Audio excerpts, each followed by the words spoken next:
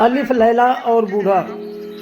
किस्सा दूसरे बूढ़े का जिसके पास 2 काले कुत्ते थे। अलिफ लैला। दूसरे बूढ़े ने कहा, हे दैत्यराज, ये दोनों काले कुत्ते मेरे सगे भाई हैं। हमारे पिता ने मरते समय हम तीनों भाइयों को 3000 असरफियाँ दी थी। हम लोग उन मुद्राओं से व्यापार चलाने लगे। मेरे बड़े भाई को विदेशों में जाकर व्यापार करने की इच्छा हुई, सो उसने अपना सारा माल बेच डाला और जो वस्तुएं विदेशों में महंगी बिकती थी उन्हें यहाँ से खरीद कर व्यापार को चल दिया। इसके लगभग 1 वर्ष बाद मेरी दुकान पर एक भिखमंगा आकर बोला, भगवान तुम्हारा भला करे। मैंने उस पर ध्यान दिए बगैर जवाब दिया, भगवान तुम्हारा भी भला करे। उसने कहा कि क्या तुमने मुझे पहचाना नहीं? मैंने उसे ध्यानपूर्वक देखा और फिर उसे गले लगाकर फूट फूट कर रोया। मैंने कहा, भैया मैं तुम्हें ऐसी दशा में कैसे पहचानता? फिर मैंने उसके प्रदेश के व्यापार का हाल पूछा तो उसने कहा कि मुझे इस हाल में भी देखकर क्या पूछ रहे हो। फिर मेरे जोर देने पर उसने वे सारी विपदाएं बताई जो उस पर पड़ी थी और बोला कि मैंने संक्षेप भी में तुम्हें सब बताया है।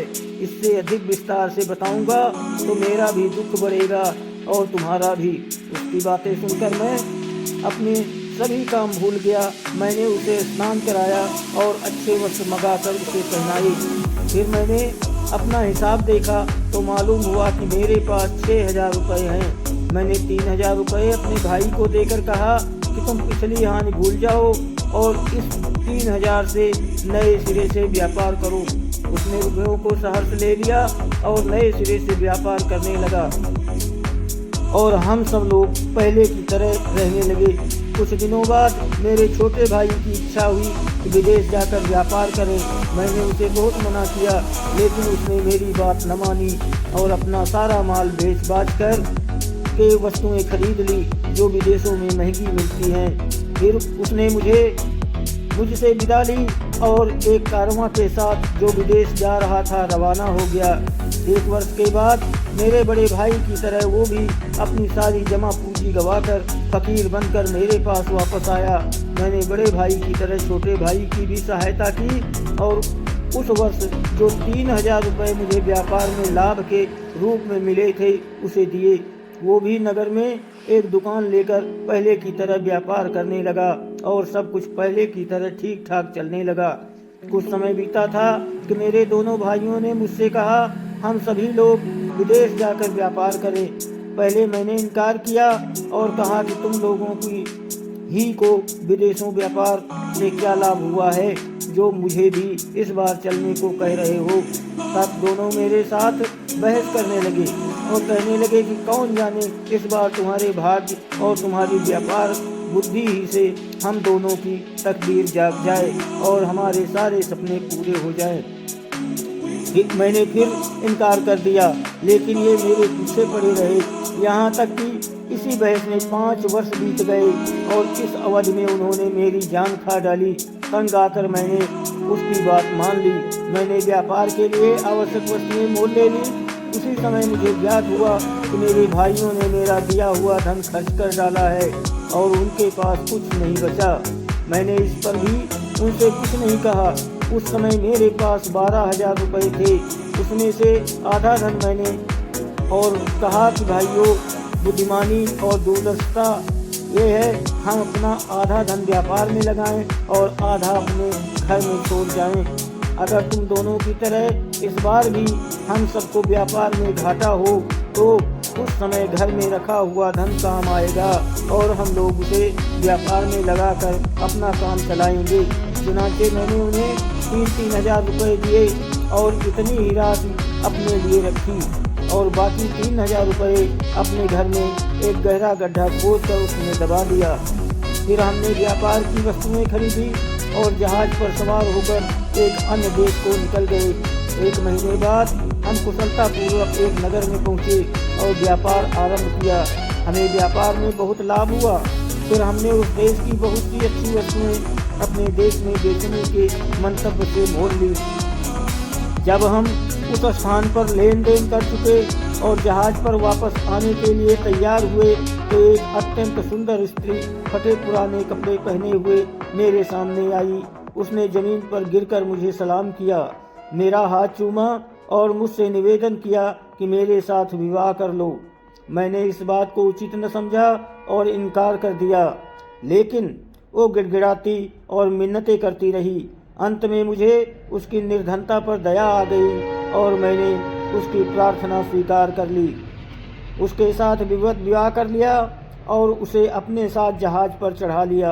मैंने रास्ते में देखा कि वो केवल सुंदरी ही नहीं, अत्यंत बुद्धिमती भी है। इस कारण मैं उससे बहुत प्रेम करने लगा, किंतु मेरे इस सौभाग्य को देखकर मेरे दोनों भाई जल मरे और मेरी जान के दुश्मन हो गए।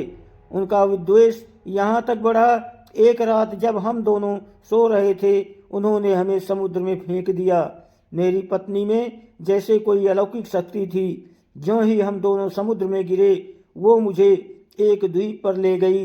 जब प्रभात हुआ तो उसने मुझे बताया कि मेरे कारण ही तुम्हारी जान बची है। मैं वास्तव में परी हूँ। जब तुम जहाज पर चढ़ने के लिए तैयार हो रहे थे, तो मैं तुम्हारे यौवन और सौंदर्य को देखकर तुम पर मोहित हो गई थी और तुम्हारे साथ प्रणय सूत्र में बंधना चाहती थी। मैं तुम्हारी सहृदयता की परीक्षा भी लेना चाहती थी, इसलिए मैं फटे पुराने कपड़े पहनकर भिखारिनियों की भांति तुम्हारे सामने आई। मुझे इस बात की बड़ी प्रसन्नता हुई कि तुमने मेरी इच्छा पूरी की। तुमने मेरे साथ जो उपकार किया है, उससे मैं उऋण होना चाहती हूँ, किंतु मैं तुम्हारे भाइयों पर अत्यंत कुपित हूँ और उन्हें जीता न छोड़ूंगी। उसकी बातें सुनकर मुझे घोर आश्चर्य हुआ। मैंने उसका बड़ा एहसान माना और अत्यंत दीनतापूर्वक कहा कि तुम मेरे भाइयों को जान से न मारो। यद्यपि उन्होंने मुझे बड़ा कष्ट पहुंचाया है, तथापि मैं ये नहीं चाहता कि उन्हें ऐसा कठोर दंड दिया जाए। मैं जितना ही अपने भाइयों की सिफारिश करता था, उतना ही परी का क्रोध उन पर बढ़ता जाता था। वो कहने लगी कि मैं यहाँ से उड़कर जाऊंगी, उन दुष्टों समेत उनके जहाज को डुबो दूंगी। मैंने फिर उसकी खुशामद की और उसे परमेश्वर की सौगंध देकर कहा कि तुम उन्हें इतना कष्ट, इतना कड़ा दंड न देना। सज्जनों का काम यही है कि वे बुराई के बदले भलाई करें। तुम अपने क्रोध को ठंडा करो और यदि तुम उन्हें दंड देना ही चाहो तो मृत्यु दंड के अतिरिक्त और जो मर्जी दे दो। मैं उसे इस तरह समझा बुझाकर और मना करके भेज दिया। उसने एक क्षण में मुझे उड़ाकर मेरे मकान की छत पर पहुंचा दिया और स्वयं अंतर्ध्यान हो गई। मैं छत से उतरकर घर के अंदर आया। फिर मैंने गढ़े से अपने दबाए हुए 3000 रुपये निकाले और दुकान में जाकर फिर कारोबार करने लगा। जब मैं दुकान से घर को वापस आया तो मुझे ये देखकर आश्चर्य हुआ कि मकान के अंदर 2 काले कुत्ते मौजूद हैं। मुझे देखकर वे दुम हिलाते हुए मेरे पास आए और मेरे पांवों पर सर रखकर लौटने लगे। उसी समय वो परी मेरे घर में आई और मुझसे बोली कि इन कुत्तों को देखकर घबराना नहीं, ये तुम्हारे दोनों भाई हैं। ये सुनकर मेरा तो खून ही सूख गया। मैंने दुखी होकर परी से पूछा कि ये कुत्ते कैसे बन गए। उसने कहा, मेरी एक बहन है जिसने मेरे कहने पर तुम्हारे जहाज को माल असबाब समेत डुबो दिया और तुम्हारे भाइयों को 10 वर्ष के लिए कुत्ता बना दिया। ये कहकर परी अंतर्ध्यान हो गई। जब 10 वर्ष व्यतीत हो गए तो मैं अपने भाइयों को साथ लेकर इधर आ निकला और इस व्यापारी तथा इस हिरनी वाले वृद्ध को देखकर यहाँ रुक गया। यही मेरी कहानी है। हे दैत्यराज, आपको ये कहानी अद्भुत लगी या नहीं? दैत्य ने कहा, वास्तव में तेरी आप बीती बड़ी अद्भुत है। मैंने व्यापारी के अपराध का 2/3 भाग भी माफ कर दिया। इस पर तीसरे बूढ़े ने इन दोनों की तरह दैत्य से कहा कि अब मैं भी अपना वृत्तांत आपसे कह रहा हूँ। यदि आप इसे भी अद्भुत पाएं तो कृपया व्यापारी के अपराध का बाकी 1/3 भाग भी क्षमा कर दें। दैत्य ने ये कहा। ये कहानी आगे मैं आपको बताऊंगा। आप बने रहें। धन्यवाद।